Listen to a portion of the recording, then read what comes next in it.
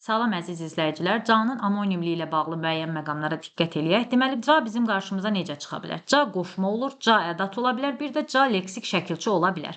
Ca qoşma olduqda yazdığımız nümunədə, məsələn, deyirəm yol boyunca, ya burada canı nə ilə əvəz eləyə bilərik? Yol boyu ilə ilə əvəz eləyə bilərik. Deməli, bu burada qoşmadır.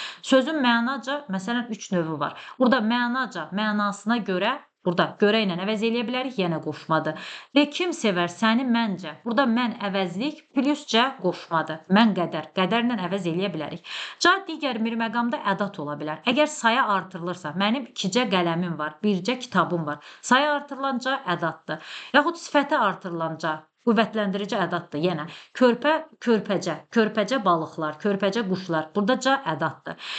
Zərfə artırılanca yenə ədatdır. Məsələn, indicə, sakitcə sözlərində ca ədat mövqeyindədir. İsmə artırılan yerindəcə, məsələn, yerindəcə ismə artırılan ca da ədat mövqeyində olur. Ca birdən leksik şəkilçi ola bilər. Hansı məqamlarda? 2 məqamda. Deməli, dil məzmunlu sözlər düzəldir. Türkcə, rusca, ingiliscə və s. Bir də əyləncə, əylənməkdən əyləncə, düşünməkdən düşüncə. Burada da isim düzəldən leksik şəkilçi kimi qabağımıza çıxa bilər.